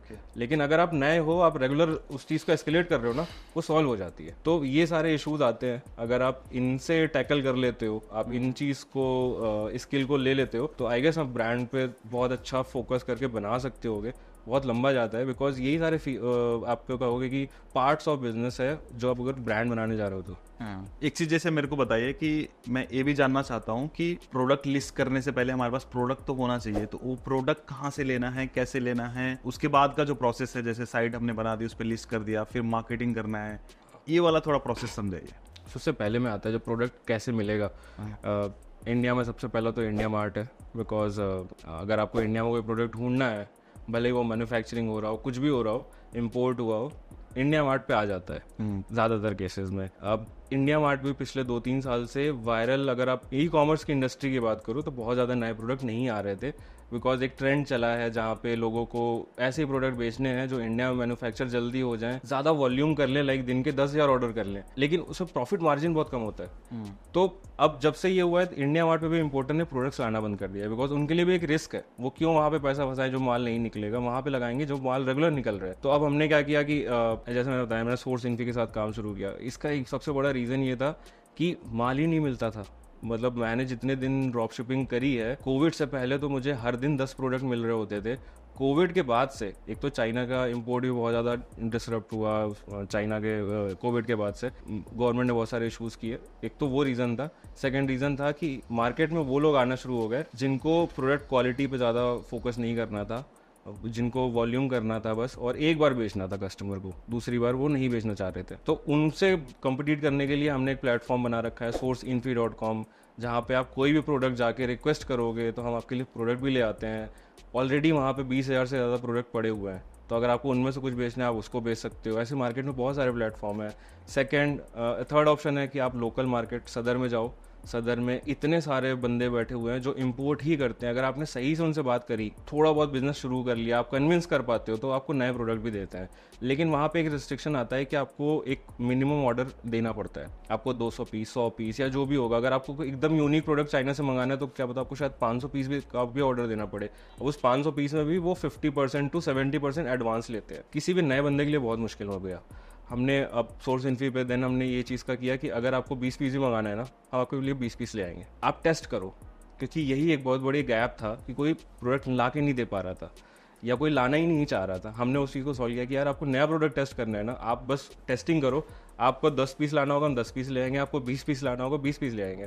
तो जो भी टेस्ट करना चाह रहा है अभी नए प्रोडक्ट, या किसी को चाहिए कि ऑलरेडी प्रोडक्ट्स पड़े हैं हम उनको टेस्ट करना चाहते हैं, वो इस प्लेटफॉर्म को यूज़ कर सकते हैं। तो उसको डायरेक्ट B2B हमसे इंपोर्ट करना होगा, वो भी कर सकता है, ऐसा नहीं है। और जो भी हमसे इंपोर्ट करता है हम उसको 45 डेज तक वो प्रोडक्ट किसी और को नहीं देते हैं। सो 45 डेज में जितना पैसा बनाना चाहता है वो बना सकता है। उसके बाद अगर वो कहेगा कि नहीं मुझे और भी इंपोर्ट करना है, किसी को मत दो, तो वो उसके साथ ही प्रोडक्ट चलने वाला है। तो ये सारी एक्सक्लूसिविटी हमने वहाँ पे दी। बट कोई एकदम ही नया है तो 3 ऑप्शन। पहला इंडिया मार्ट, वहाँ जाके ढूंढे, कोई ऐसा प्रोडक्ट है जो इंडिया में आ चुका है, वहाँ मिल जाता है। बस वही एक चीज़ होती है कि आपको थोड़ा सा लेना पड़ता है MOQ में भी, एक बॉक्स लेना पड़ेगा जो कि 30 पीस 40 पीस से शुरू होता है, और वो कितने तक भी जा सकता है डिपेंडिंग प्रोडक्ट कितना डिमांड में है। वहाँ पे भी एक चीज़ ज़रूर आप ध्यान रखना, जब भी आप इंडिया मार्ट पे डील कर रहे हो, ट्राई करना अपने लोकल शहर का वेंडर ढूंढो जिससे जाके आप मिल सको। बिकॉज इंडिया मार्ट पे बहुत स्कैम शुरू हो गया है। आपसे पैसा लोग मांगते हो, गायब हो जाते हैं। कई सारे मुंबई के लोग हैं जिन्होंने लिस्टिंग कर दी है, उन पर वेरीफाइड भी बैज पड़ा हुआ है, लेकिन वो स्कैम कर दे रहे हैं, वो पैसा लेके गायब हो जा रहे हैं। तो इस चीज़ का बहुत ध्यान देना होगा। प्रोसेस को समझना चाह रहे हैं उनके लिए तो बेस्ट है कि वो लोकल मार्केट में जाएँ, वहाँ पे प्रोडक्ट्स देखें, अपने से जाके फ्लो को समझें कि वो कैसा इंपोर्टर इंपोर्ट करता है। स्कैम से बच जाओ, क्योंकि लोग बहुत स्कैम करने लगे हैं वहाँ पे। जैसे OLX हो गया है वैसे ही इंडिया मार्ट पे भी होने लगा है। सेकंड है आप लोकल मार्केट में खुद जाओ, जहाँ पे आप इंपोर्टर से बात करो जो बैठे हुए हैं दुकान में सदर बाज़ार में, आप उनसे बात करो। क्योंकि सदर बाज़ार में छोटी सी दुकान होती है, उसके पास कैटलॉग होता है 20,000 प्रोडक्ट का। वो सारे प्रोडक्ट रख नहीं सकता है, बट आप बोलोगे वो मंगा देगा। उसके पास कहीं ना कहीं से इंडिया में जुगाड़ होगा या फिर उसका माल आने वाला होगा। तो एक बार आप वो भी एक्सपीरियंस करके ज़रूर देखो। बिकॉज जब तक वो नहीं करोगे ना, आपको शायद वो बिज़नेस को वो पार्टी नहीं समझ में आता कि यार ये होता कैसे। मेरे साथ भी ऐसा था। मुझे हमेशा, मैंने चाइना से US किया, तो मुझे प्रोडक्ट का नहीं समझ में आता था कि प्रोडक्ट एक्चुअली में सोर्स कैसे होता है, प्रोडक्ट बनता कैसे है। अब जब मैं करने लगा तो मुझे समझ में आने लगा है कि यार जो प्रोडक्ट मुझे शायद $2 में चाइना से मिल रहा था, वो एक्चुअली में चाइना की फैक्ट्री में 20 सेंट का बन रहा है। तो 10 गुना तो वहीं पे हो गया। तो अगर मैं डायरेक्ट चाइना की फैक्ट्री से उठा लूँ वो माल, तो मुझे बहुत ज़्यादा मार्जिन मिल जाएगा। तो ये सारी चीज़ें करके समझ में आई। तो ये दूसरा मैंने बता दिया। तीसरा ये है कि अगेन बहुत सारे प्लेटफॉर्म हैं जो आपके लिए सोर्स करते हैं, उनमें से आप कर सकते हो। एक है सोर्स इन्फी जिसके थ्रू आप बहुत आराम से कर सकते हो, और वहाँ पे मैं पर्सनली उस चीज़ को मॉनिटर कर रहा होता हूँ कि किसी के लिए वो पंखा ना आए, डिले ना आए। बिकॉज मुझे बहुत इश्यूज़ हुए थे सोर्सिंग के टाइम पे। बेबी लामा की 100% सोर्सिंग सोर्स इन्फी ने करी थी। तो इसलिए मैं उस पर ट्रस्ट कर रहा हूँ कि अगर आप धंधा अच्छा करते हो तो हम क्रेडिट लाइन भी दे देते हैं कि आप आज माल हमसे मंगा लो, अब 20 दिन बाद पैसे देना, आपका माल जब बिक जाए उसके बाद पैसे देना। लेकिन ये ट्रस्ट के साथ आता है। बराबर, एक ओवर द टाइम आएगा। यहाँ तो ये तो पहला हमारा हो गया कि प्रोडक्ट हमने लाइक हमें प्रोडक्ट कहाँ से सोर्स करना है। हाँ। एक हमें ये चीज़ पता चल गई। इसके बाद हमें साइट बनानी है। अब जितने प्रोडक्ट्स हमने बेचने हैं उनको पहले लिस्ट करना है, फिर उनके फोटो शूट वगैरह करने पड़ेंगे। सो अगर आप ब्रांड पे नहीं जा रहे हो तो फोटो शूट वाला प्रोसेस बाद में लेकर आना। ओके। क्योंकि एक बहुत बड़ा होता है कि एनालिसिस पैरालिसिस वाली बात। तो फिर कुछ तो अपन क्या दिखाएंगे, फोटो नहीं दिखाएंगे वहाँ पे तो। मैं बता रहा हूँ, एनालिसिस पैरालिसिस वाली बात करते हैं जिसमें लोग ना परफेक्शन के पीछे भागते हैं कि मुझे बेस्ट शूट कराना है, बेस्ट वीडियो चाहिए, तभी शायद मैं सेल ला पाऊंगा। आप एक बार टेस्ट तो कर लो। मेरा हमेशा से देखो, आप जो भी प्रोडक्ट चाइना के उठाने वाले हो उसके वीडियो अवेलेबल है। ओके। वो चाइनीज वेंडर ही उठा के आपको वीडियो देते हैं। अगर वो प्रोडक्ट चलने वाला होता है और उस इंडियन मार्केट के लिए, जैसे हमने इनिशियली डिस्कस किया कि अगर वो फिट है तो वो चाइनीज वीडियो में भी सेल आती है। थोड़ी सी महंगी आएगी शायद, या मे बी 10 सेल की जगह 5 सेल आएगी, लेकिन आप प्रूफ तो कर दोगे ना वो प्रोडक्ट चल रहा है। और अगर आपने 20 प्रोडक्ट लिस्ट किए तो आप 20 पे तो एक साथ नहीं चलाने वाले, आप एक साथ 2 या 3 पे चलाओगे। उन 3 में से आप उठा के पहले ये देखो कि चल क्या रहा है, देन आप फिर उसके बाद की मेहनत करना शुरू कर दो कि अब मुझे वीडियो बनवानी है, अब मुझे प्रोडक्ट अपने पास लेकर आना है, इसको शूट करना है, उसके बाद वो मेहनत करो। क्योंकि अगर आप पहले करने लगे ना तो हर प्रोडक्ट एक तो चलने वाला नहीं है। अगर आपने मान लो 4 दिन लगा के एक प्रोडक्ट में मेहनत करी और वो 5वें दिन नहीं चला ऐड में, तो फिर आप वापस से पूरी मेहनत करने के लिए ना बहुत मुश्किल हो जाता है। और किसी नए बंदे के लिए जिसको अभी तक रिजल्ट नहीं मिला है उसके लिए तो बहुत दिक्कत हो जाती है। क्योंकि फिर एक अगेन थॉट आ चुका है कि ड्रॉप शिपिंग इज स्कैम, तो उसके लिए वही हो गया यार मेरी सेल नहीं है मतलब स्कैम है। आपने वो मेहनत कर, या तो शायद गलत टाइम पे कर दी कि वो आप प्रोडक्ट चलने वाला नहीं था, आप मेहनत कर रहे थे उस पर। क्योंकि 100 में से 2 प्रोडक्ट चलते हैं जो आपको करोड़पति बना सकते हैं। 50 प्रोडक्ट होते हैं जो आपका खर्चा निकाल सकते हैं, लेकिन 45 प्रोडक्ट होंगे जो नहीं चलेंगे, जो आपको लॉस में लेके जाएंगे। तो आपको वो पॉइंट आउट भी करना होगा कि क्या चलाना है मुझे। इसके लिए मैं बहुत सारे KPI रखता हूँ। कोई भी प्रोडक्ट देखता हूँ ना तो मैं उसमें 4-5 चीज़ें सबसे पहले देखता हूँ। एक, प्रॉब्लम सॉल्व कर रहा है कि नहीं। क्योंकि एक फिजेट स्पिनर था प्रोडक्ट, बहुत ज़्यादा वायरल हुआ था, बहुत ज़्यादा, 16-17 की बात। हाँ, लेकिन वो आके 4 महीने में गायब हो गया मार्केट से। मतलब उसको मैंने देखा है $100 का बिकते हुए, उसको फिर मैंने देखा है $10 का रेलवे स्टेशन में बिकते हुए। तो इतना बड़ा डिफरेंस, क्योंकि वो प्रॉब्लम नहीं सॉल्व कर रहा था। वो लोगों को दिख रहा था कि यार ट्रेंड था, एक ट्रेंड है, बस बहुत यूनिक सा लग रहा है, कूल लग रहा है, इसलिए कर रहे हैं। प्रॉब्लम नहीं सॉल्व कर रहा था, गायब हो गया। तो मेरा कोई भी सबसे पहला मोटिव होता है कोई प्रोडक्ट देखूं तो वो प्रॉब्लम सॉल्व कर रहा है कि नहीं कर रहा है, क्योंकि मैं तभी पिक करूंगा, नहीं तो मैं नहीं पिक करूंगा, मेरा क्लियर है वो, तभी वो लॉन्ग लास्टिंग रहेगा। उसके बाद सेकंड में देखता हूँ कि वो 500 ग्राम से कम है कि नहीं। अब ये एक बहुत बड़ा चीज़ है जो लोग मिस कर देते हैं। 500 ग्राम से कम होगा ना तो एक तो आपका डिलीवरी चार्जेस कम होने वाले हैं, अगर वो रिटर्न आएगा तो भी कम पैसा लगेगा, अगर आपको उसको कहीं स्टॉक करके वेयर हाउस में रखना भी पड़ गया 1 साल के लिए तो भी वो कम जगह ले रहा है। ये सारी चीज़ें, और अगर 500 ग्राम से कम है ना तो उसका प्राइस भी कम होगा शायद। तो आप जब स्टार्ट कर रहे होगे तो आपको सस्ते ही बेचने चाहिए, आपको 1000-1500 के बीच में बेचना चाहिए। आप ये मत सोचो कि आज मैं शुरू कर रहा हूँ पहली बार और 6000-5000 का प्रोडक्ट बेचूंगा, नहीं बेच पाओगे। तो वो चीज़ देखना है। उसके बाद मैं देखता हूँ कि अगर वो प्रोडक्ट मुझे 200 का मिल रहा है तो मैं एटलीस्ट उसको 800-1000 रुपये का बेचूंगा। तो 1000 रुपये की वैल्यू रख रहा है कि नहीं, वो जो प्रॉब्लम सॉल्व कर रहा है वो 1000 रुपए वाली है या नहीं है। अब ओवर प्राइस ना लगे। हाँ, अब एक बहुत छोटा सा एग्जांपल है, ईयर वैक्स क्लीनर था प्रोडक्ट, ठीक है। अब हमने उसको दिखाया उस तरह से, बट इवेंचुअली इस प्राइस वाले चीज़ को हमने कैसे दिखाया, वो प्रोडक्ट हम लोग बेच रहे थे कुछ 1500 रुपये का, जो हमें 300 रुपये का अराउंड मिल रहा था। अब कोई क्यों वो ईयर वैक्स क्लीनर लेगा जबकि वो कॉटन नॉब लेके क्लीन कर सकता है। तो हमने कैसे दिखाया कि यार आप कॉटन वाली वो लेके करते हो, कभी गलती से आपके कान में लग गया, आप एक डॉक्टर के पास जाओगे जो आपसे 3-4 हज़ार रुपये ले लेगा। आप एक बार 1500 रुपये खर्च करके देखो, लाइफ लॉन्ग आपकी वो प्रॉब्लम सॉल्व। तो आपको वो कंपैरिजन या तो दिखाना पड़ जाएगा अगर आप उस तरह से परसीव वैल्यू नहीं बना पा रहे हो। उसके बाद एक मैं बहुत बड़ा फैक्टर देखता हूँ, वुमेन के लिए है या वुमेन के लिए नहीं है। अगर वो वुमेन के लिए है और ऊपर के सारे में से एक भी पॉइंट प्रॉब्लम सॉल्व वाला हो गया और वुमेन के लिए, उसको मैं फॉर श्योर चलाने वाला हूँ, because women are the best buyer. वो एक बार प्रोडक्ट बाई करती है ना तो भले ही वो रिसर्च करने जाएँ, लेकिन अगर उन्होंने ऑर्डर कर दिया ना तो वो ये नहीं कहेंगे यार इसको कैंसिल कर देती हूँ, मैं वहाँ से कर लूँगी बिकॉज फलानी जगह पे मेरे को इस ईमेल पे ये कूपन कोड मिल गया। वो इतना नहीं करती। मेंस के साथ ये दिक्कत है, मेंस जब ऑर्डर करते हैं ना, अगर 1 हफ्ते का टाइम है तो 1 हफ्ते में सारी वेबसाइट सर्च कर लेंगे, अमेजॉन सर्च कर सस्ता दिखा कैंसिल कर लेंगे। अरे वो ऐसा है कि वो अली एक्सप्रेस से मंगा लेंगे अगर आ जाए, लेकिन वो कैंसिल कर देंगे अगर उनको 1 हफ्ते में ऑप्शन मिल गया तो इस वजह से अगर देखोगे ना कि जितने अभी रिसेंट ब्रांड या पिछले 5 साल में भी देख लो, जो ब्रांड बहुत मैसिव ग्रो होते हैं ना वो वुमेन ओरिएंटेड होते हैं। मेन ओरिएंटेड ब्रांड उतने ज्यादा ग्रो नहीं हो पाए। There are few example, but again वो भी कोई ना कोई प्रॉब्लम सॉल्व कर रहे थे तभी मेंस की हो पाए थे वो ग्रो। एक नीश है जो कार के अराउंड होती है, बहुत ज्यादा प्रोडक्ट बिकते हैं उसमें, लेकिन रिटर्न रेट उतना ही ज्यादा है, क्योंकि कस्टमर जब तक वो प्रोडक्ट जाता है ना, मेंस का दिमाग चेंज हो चुका होता है, उनको वो प्रोडक्ट नहीं चाहिए, कुछ और चाहिए।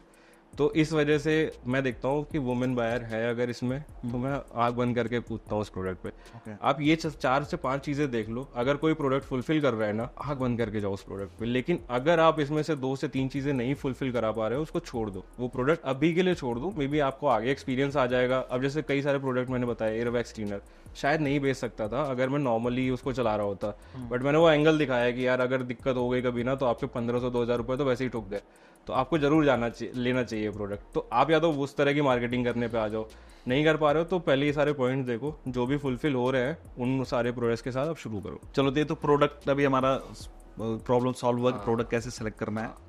प्रोडक्ट सेलेक्ट करके हमने लिस्ट कर दिया। आपने जैसे बताया कि शुरुआत में फोटो वीटो के चक्कर में नहीं पड़ना है, नहीं पढ़ना है आप, क्योंकि हम एग्जिस्टिंग है उसी को यूज जहाँ से इंपोर्ट कर रहे हैं वहाँ से। और एआई है आजकल, तो आप मे भी कुछ है तो आप उसको हटा सकते हो। चाइनीज टेक्स्ट लिखा है, आप उसको हटा के इंग्लिश टेक्स्ट कर दो। फोटो में चाइनीज लेडी बैठी हो, उसको हटा के आप कोई इंडियन बैठा दो।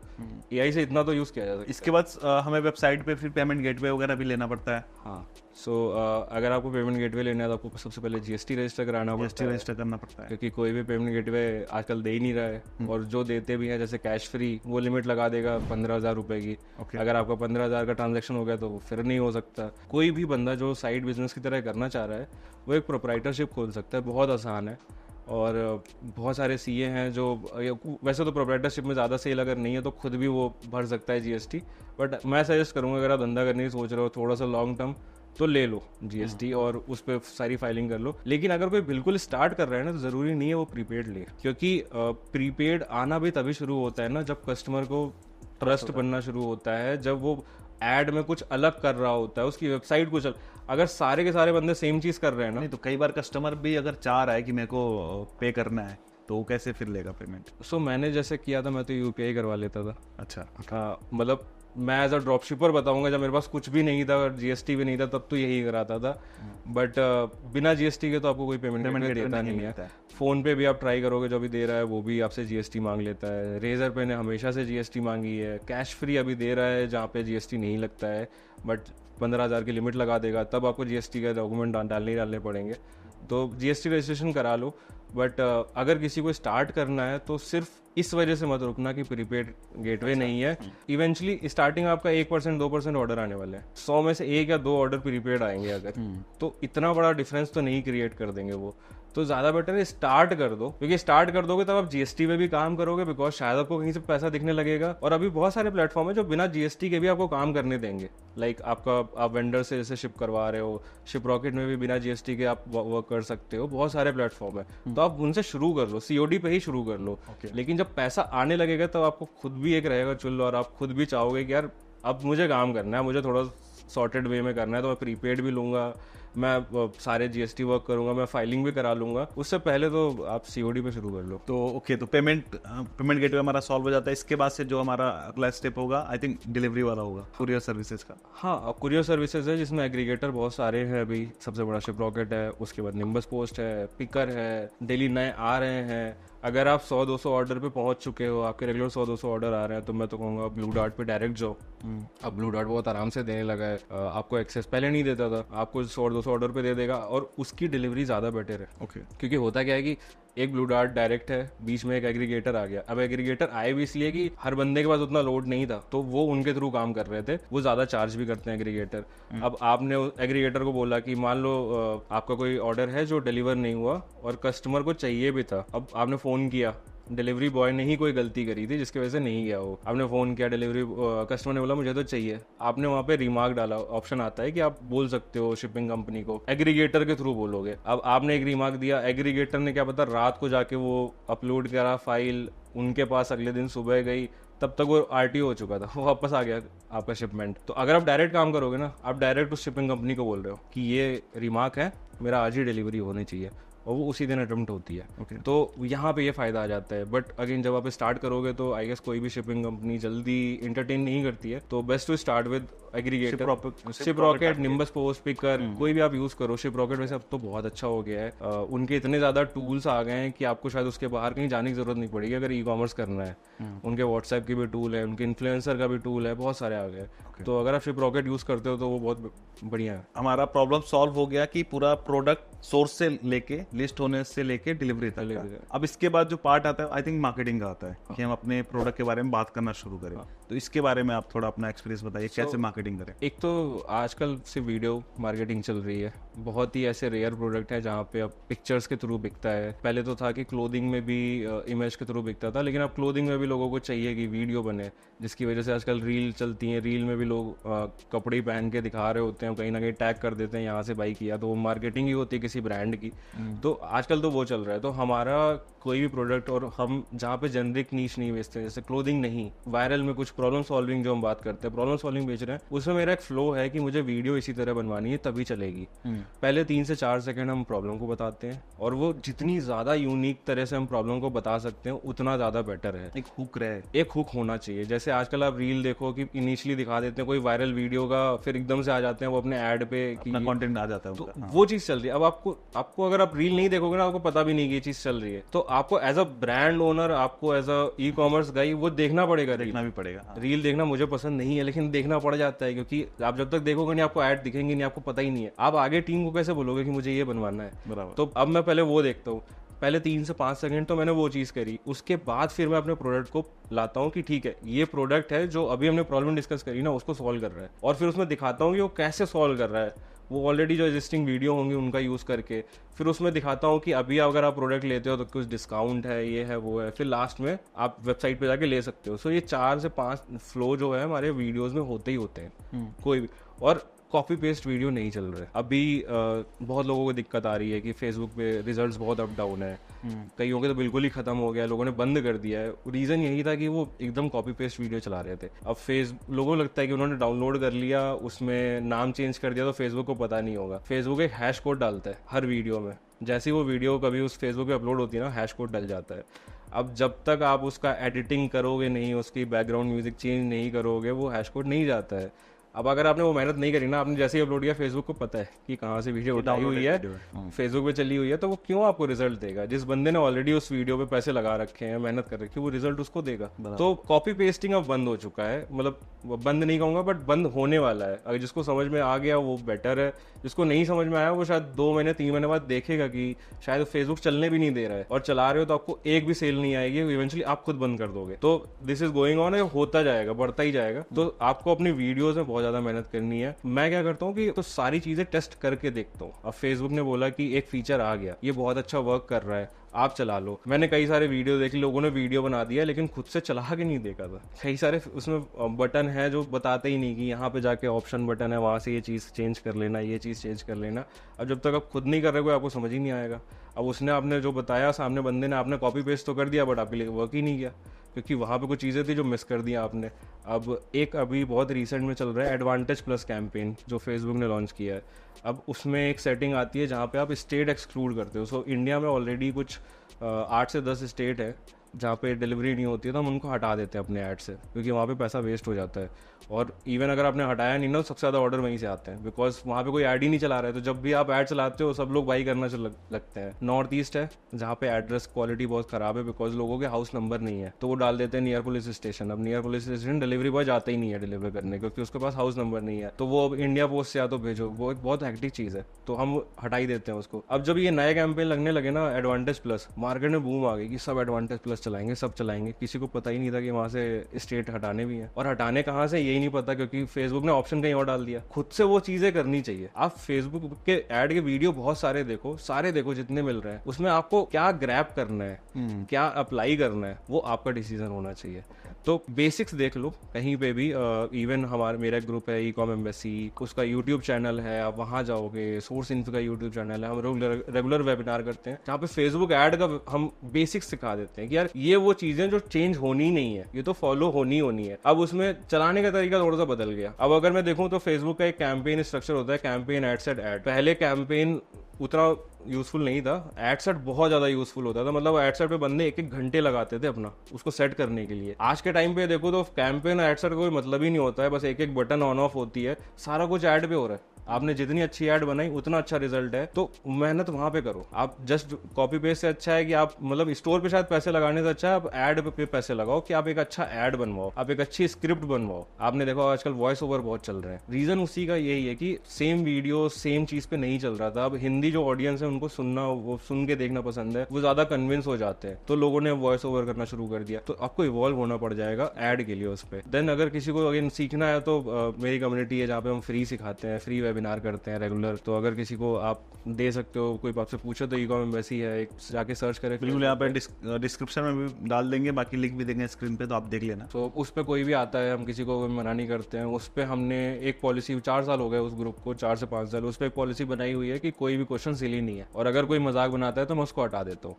क्योंकि मैं भी जब नया था ना तो मेरे बहुत सिली क्वेश्चन, शायद अब अगर देखो तो बहुत ही ज्यादा सिली क्वेश्चन थे, लेकिन अगर किसी ने आंसर नहीं किए होते ना तो शायद आज मैं यहाँ नहीं होता। बट अगर बिगिनर के लिए तो सारे क्वेश्चन ही हार्ड है। बिगिनर के लिए तो सारे हार्ड है, बट जिसको पता है वो तो कह रहे हैं तो बेसिक सिली है।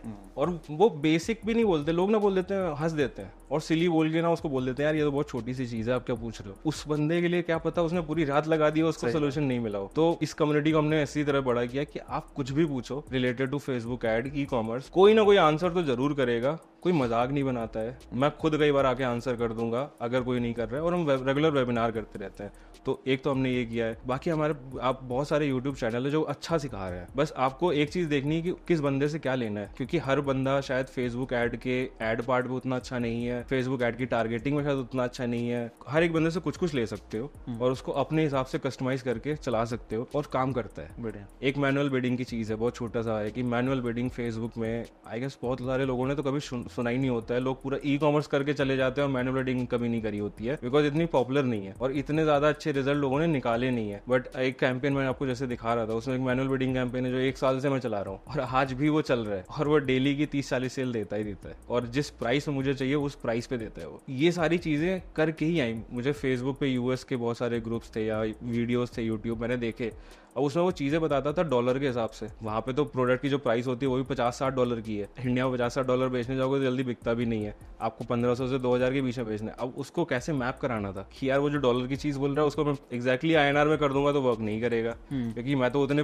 का बेच भी नहीं रहा हूँ। तो पहले उसको मैंने अपने हिसाब से इंडियन मार्केट के हिसाब से चेंज किया कि यार ठीक है, अगर ये $5000 का बजट बोल रहा है तो 5000 रुपए या फिर 2-3 हजार रुपए के अकॉर्डिंग कैसे कर सकता हूँ। बहुत गलतियां करी उसमें भी, लेकिन एक बार हिट कर गया, और वो जब हिट कर गया मैंने वो सेम चीज को बार बार रेप्लिकेट किया है और वो हमेशा वर्क कर रहा है। फेसबुक ऐड बहुत ज्यादा हिट एंड ट्रायल है, आप बेसिक सीख लो, लेकिन उसके बाद जो भी चीजें हैं आप खुद से करके सीखोगे तो आपको बहुत ज्यादा। इंसाइट के लिए बस पूछ रहा हूँ, जैसे मान लीजिए फेसबुक ऐड जो हमने चलाया है उस पर कितने लोग क्लिक करके जब लैंडिंग पेज पे जाते हैं तो बाय करते हैं? सो किसी भी स्टोर का एवरेज जो कन्वर्जन रेट होता है वो 3 से 4% होता है। अगर आपने बहुत ही एक्स्ट्रॉर्डनरी स्टोर बनाया होता है तो 7-8% पहुंच जाता है। इन जनरल अगर 100 लोग जाते हैं तो 2 से 3 लोग बाई करते हैं। फिर तो हमें जो प्रोडक्ट का जो मार्जिन रखना है वो भी ऐसे रखना है कि भाई जो ऐड कॉस्ट आ रहा है वो। हाँ, सो प्रोडक्ट मार्जिन हम लोग on an average 4 to 5x रखते ही रखते हैं, क्योंकि कम में बेच के ज्यादा वॉल्यूम करके भी कोई फायदा नहीं है। अगर मैं 10 रुपए पर ऑर्डर कमाऊंगा और वहीं कोई मैं मार्जिन निकाल रहा हूँ जहाँ पे 100 रुपए पर ऑर्डर कमा रहा हूँ, तो मुझे 10 टाइम्स कम ऑर्डर करने ना सेम प्रॉफिट करने के लिए। तो मैं उस पर फोकस करता हूँ कि ठीक है, मैं ऐड इतनी अच्छी बनाऊंगा, मैं प्रोडक्ट पेज इतना अच्छा बनाऊंगा कि बंदा आके वो प्राइस भी दे के जाएगा। हम कस्टमर से व्हाट्सएप पे कनेक्ट होते हैं, जो कि कोई भी नॉर्मली नहीं कर रहा है, अगर वायरल कर रहा है तो कस्टमर का ट्रस्ट वहां आ जाता है कि ठीक है मैं इनसे बाई करूंगा ना, तो अगर मेरा प्रोडक्ट गड़बड़ होगा मैं इनको आगे गाली भी दे दूंगा, ये सुनेंगे, नंबर बंद करके गायब नहीं हो जाएगा, क्योंकि आजकल तो स्टोर पे नंबर ही नहीं होते लोगों के। तो वो बहुत जरूरी है कि आप ये सारी चीजें प्रोवाइड कर दो ट्रस्ट बढ़ाने के लिए। ऐसे मोटा मोटी बताना चाहोगे पर मंथ फेसबुक एड्स पे कितना खर्च होता है आपका किसी एक स्टोर का? सो अभी जो क्लोथिंग की बात हो रही थी, अगर मैं 25 लाख से 30 लाख का सेल कर रहा हूँ, लाइक डिलीवर्ड वैल्यू है, तो इसमें हमने रेवेन्यू 35 लाख के अराउंड किया होगा, और उसको करने के लिए हमने 7 से 8 लाख रुपए खर्चा किया होगा। ओके, तो मतलब प्रोडक्ट मार्जिन, प्राइस मार्जिन अच्छा खासा होगा। हाँ, हम लोग हमेशा ROS भी ट्राई करते हैं 4 to 5x हो, लाइक 4 to 5 टाइम्स हो, और प्राइस को भी हम उसी तरह से 4 to 5x करते हैं। अब यहाँ पे थोड़ा बहुत फ्लक्चुएशन करना पड़ता है कि मान लो मेरा ROS नहीं अच्छा आ रहा है तो मैं शायद प्राइस को थोड़ा सा कम कर दूं, और वो थोड़े से प्राइस कम करने की वजह से ROS कई बार डबल भी हो जाते हैं। Okay. तो क्योंकि इंडियन ऑडियंस बहुत प्राइस खरीदने लगते हैं। हाँ, अब वही जो बंदा 100 रुपए के डिफरेंस की वजह से नहीं खरीद रहा था, शायद आप खरीद लेगा। ओके। और कई बार बढ़ाने से आपकी सेल भी कम होगी, लेकिन वो बढ़ाने से आपने देखा हमारा AOV बढ़ा था। तो हमने अभी रिसेंट में पिछले 6 महीने पहले उस पूरे क्लोथिंग ब्रांड पे प्राइसिंग बढ़ा दी है, और उसकी वजह से हमारी सेल तो थोड़ी डाउन हुई है, लेकिन हमारे मार्जिन बढ़ गए हैं, हमारा AOV बढ़ गया है, कस्टमर खुशी खुशी दे रहा है। और जो वो कस्टमर थे जो नहीं दे पा रहे थे उस प्राइस पे, जिनको पुराना ही वाला चाहिए था, हमने उनको डिस्काउंट करके दे दिया कि आप इस वाले ऑर्डर पे डिस्काउंट ले लो, आगे से तो यही रहेगा। तो वो भी खुश हो गए, नेक्स्ट टाइम आके उन्होंने वो प्राइस भी दिया है जिस पे हमने बेचा है। तो इस तरह से आपको अपने कस्टमर के साथ कन्विंस आपको करना पड़ेगा उसको। मतलब आपने जैसा बताया कि 7 लाख के आसपास आपने खर्च किया ऐड पे और 35 लाख के आसपास सेल हुई, ऑलमोस्ट 5 टाइम्स। 5x हम ROS वही टारगेट करते हैं। अब अगर GST वेस्टी देखा जाए तो मे भी थोड़ा कम हो जाता है, लेकिन जो नंबर हमने स्पेंड किया हमारे ऐड अकाउंट में, उस पर हम 5x तो करने की कोशिश करते हैं। बढ़िया।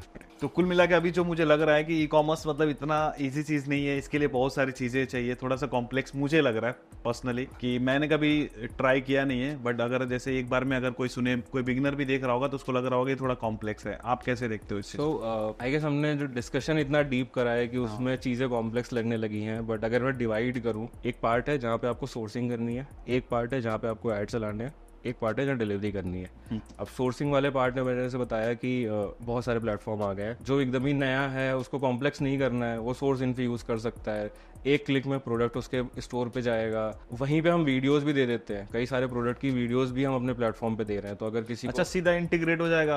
हाँ, तो शॉपिफाई पे एक बटन पे वो ऐप इंटीग्रेट हो गई और एक बटन पे ही प्रोडक्ट आपके स्टोर पे चला गया। तो आपको मेहनत नहीं करनी है, उस प्रोडक्ट का प्राइस, इन्वेंट्री, सब कुछ वहाँ मेंशन है, तो वो चीज हमने आसान कर दी। ऐड चलाने वाली चीज है, मैंने बताया आप ग्रुप में आ सकते हो, हमारे या भी बहुत सारे वीडियोस भी हैं कि आप बेसिक सीख सकते हो कि फेसबुक एड्स कैसे रन करते हैं। पहले 10 ऑर्डर लाने के लिए तो आपका यूट्यूब बहुत इनफ है। अगर आपको डेली 10 ऑर्डर, इंस्टाग्राम, यूट्यूब, नहीं, मैं यूट्यूब पे सीखने के बोल रहा हूँ। अगर आप यूट्यूब से सीख ले रहे हो ना, किसी के भी वीडियो देख के, तो आप 10 ऑर्डर तो ले आओ। प्रॉफिटेबल कितना कर पाओगे, नहीं कर पाओगे, वो अलग बात है। आप सेल लाना स्टार्ट कर दोगे। आपने एक बार सेल ले आया, उसके बाद का जो प्रोसेस है फिर से सोर्स इनफी कर रहा है आपके लिए। प्रोडक्ट शिप करने से लेके प्रोडक्ट RTO आने के बाद अपने वेयरहाउस में हम रखते हैं, हम कस्टमर पे नहीं बोलते कि आप रखो। तो आपको सिर्फ बेचना है। ड्रॉप शिपिंग टाइप का हो गया फिर तो। ड्रॉप शिपिंग करना है, आपको सिर्फ बेचना है। तो ये उनके लिए बहुत अच्छा है जो बिल्कुल स्टार्ट करने की कोशिश कर रहे हैं, जिनको जीरो नॉलेज होगा ई-कॉमर्स। आज के टाइम में ड्रॉप शिपिंग अभी भी वर्क कर रहा है या फिर खुद का ब्रांड बना के बेचना सही है? नहीं, खुद का ब्रांड में पैसे बहुत लगते हैं, तो हर कोई नहीं कर सकता। अगर मैं आज बोलूँ कि 2016 वाला निलय आज होता और वो मतलब ब्रांड बनाने पे घुस जाता, तो नहीं कर पाता, क्योंकि आपको अपफ्रंट पैसे बहुत सारे डालने पड़ेंगे, आपको इन्वेंट्री स्टॉक करनी पड़ेगी। ड्रॉप शिपिंग में ब्रांड नहीं चल पाता, बहुत ज़्यादा मैनेज करना पड़ता है। आपको ऐड के लिए भी एक फिक्स बजट रखना पड़ेगा। ब्रांड में आप उस तरह की बहुत ज़्यादा वायरल मार्केटिंग नहीं कर पाते हो जहाँ पे आप क्लेम्स कर रहे हो कि आप ये प्रॉब्लम सॉल्व कर पा रहे हो। अगर नहीं कर पाए, दिक्कत हो गई प्रोडक्ट में कुछ, तो फिर आपके ऊपर बैकफायर भी होता है। तो अगर आप बिल्कुल नए हो, आपके पास लाख रुपए, 50,000 रुपए, एक लिमिटेड फंड है, आप उतना ही लगा सकते हो, तो स्टार्ट करो वायरल प्रोडक्ट ड्रॉप शिपिंग से। धीरे धीरे उससे कैश फ्लो बनाना शुरू करो। मैंने भी जो भी ब्रांड बनाया, कुछ भी बनाया, उसका पैसा उन वायरल स्टोर से ही निकाला था जो मैं 2017 से करता आ रहा था। उस पैसे को निकाल के मैंने एक ब्रांड पे लगा दिया, तो वो कभी भी अगर ब्रांड बंद होता है ना, या कुछ भी दिक्कत आती है, मेरी डायरेक्टली जेब को हर्ट नहीं कर देगा कि यार मैंने अपना बहुत ज़्यादा जो मैंने सेविंग कर रखी थी वो निकाल के लगा दिया। मैंने एक छोटा फंड जो मैंने शायद उतने सारे वायरल स्टोर लगा के करा था, तो वो लगा दिया। तो हमेशा एक कैश काउ रखो अपने ई-कॉमर्स गेम में, जो आपको पैसा देता रहे, जहाँ पे आपको ऑल इन ना जाना पड़े कि आप वहाँ अगर नहीं हो तो वो धंधा ही नहीं चल पा रहा है। आप वहाँ पे लोगों को शायद वो चीज़ डेलीगेट कर सको कि यार ऐड ही तो चलाना है ना। अब ये जो भी बंदा सोर्स इन्फी के थ्रू करेगा, उसको सिर्फ ऐड चलाने वाला काम देखना है, बाकी सब तो एक पैनल कर ही रहा है, एक सोर्स इन्फी प्लेटफॉर्म के लिए कर रहा है। तो वो वाली चीज़ एक बार सेट हो गई, आपको एक बंदा हायर करना है जो फेसबुक ऐड में अच्छा हो, आप उसको दे दो, वो उस चीज़ को करता रहेगा। आप ब्रांड पे ध्यान देने लोगों। अब मैं आज मार्केट प्लेस पे भी ध्यान इसी दे पाया क्योंकि मेरे पास वहाँ वाली टीम सेट थी, वायरल वाली मेरी टीम सेट है। तो मैं थर्ड एंगल पे आ गया कि मार्केट प्लेस मुझे पुश करना है। कल को मेरी मार्केट प्लेस टीम हो जाएगी, मैं वहाँ से मूव करके कहीं और चला जाऊँगा, कुछ और देखूंगा कि यार इस पर फोकस करते हैं। तो अगर आप अकेले हो, आप वन मैन आर्मी हो, तो drop shipping still works, but आपको थोड़ा सा इम्प्रूव्ड वर्जन में करना होगा। जैसे मैंने बताया कि कॉपी पेस्ट से काम नहीं चलेगा। सेम प्रोडक्ट जो 50 लोग बेच रहे हैं, आप बेचने आ जाओ तो नहीं वर्क करेगा। आपको प्रोडक्ट सॉल्विंग जैसे हमने पॉइंट्स डिस्कस किए कि वो सारे पॉइंट्स देखने चाहिए। एक बार जब पॉइंट्स हो गए, प्रोडक्ट निकल गया, आप अकेले भी वो चीज़ें कर सकते हो। और drop shipping is not dead, drop shipping is not a scam, वो चल रही है, बस सही नए तरीकों से चल रही है। थैंक यू सो मच नीले भाई, इतना अच्छे तरीके से आपने एक्सप्लेन किया, तो बहुत बहुत धन्यवाद आपका। मैं चाहूँगा कि जो भी लोग वीडियो देख रहे हैं उनके लिए कोई 3 टिप, आपका इतने सालों का एक्सपीरियंस है तो क्या बताना चाहेंगे? पहला है कि किसी भी प्रोडक्ट से प्यार मत करो। बहुत सारे लोग करते हैं और उसमें पैसा गवा देते हैं। सेकंड है कि किसी भी एक बंदे को देख के जो आपको एक नंबर्स दिखा रहा है, उसके पीछे मत भाग जाओ कि मुझे यही करना है, यही बनना है। अगर उसने बोल दिया कि क्लोथिंग ब्रांड बना रहा हूँ तो आप भी क्लोथिंग ब्रांड में घुस जाओ। आप पहले सारे चीज़ें चला के देखो, जो चीज़ आपके लिए चलती है उसके साथ जंप करो। और ये थर्ड चीज़ कि सिर्फ और सिर्फ फेसबुक ऐड या फिर गूगल ऐड या फिर एक चैनल पर डिपेंडेंट मत रहना अपनी पूरी जर्नी में। अगर आप ग्रो करने की सोच रहे हो तो ऑब्वियसली आपको ओमनी चैनल जाना चाहिए। फेसबुक ऐड को एक पार्ट रख लो जो आपका 30-40% ऑफ सेल दे, लेकिन मेजर पार्ट आपके और भी होने चाहिए। आप क्विक कॉमर्स में घुस सकते हो, आप मार्केट प्लेस पे घुस सकते हो, आप सिर्फ इंस्टा का एक ऑर्गेनिक पेज बना के चीज़ें शुरू कर सकते हो जो आपको रेगुलर से। काफ़ी सारे लोग कर रहे हैं। तो ये तीनों चीज़ें अगर करोगे, प्रोडक्ट से प्यार नहीं और किसी दूसरे को कॉपी नहीं और अपना कुछ अलग ओमनी चैनल चीज़ें बनाने का, तो कहीं पे भी अगर आप फंसोगे ना तो उससे निकलने का रास्ता आपको जरूर मिल जाएगा। क्या बात है, थैंक यू सो मच।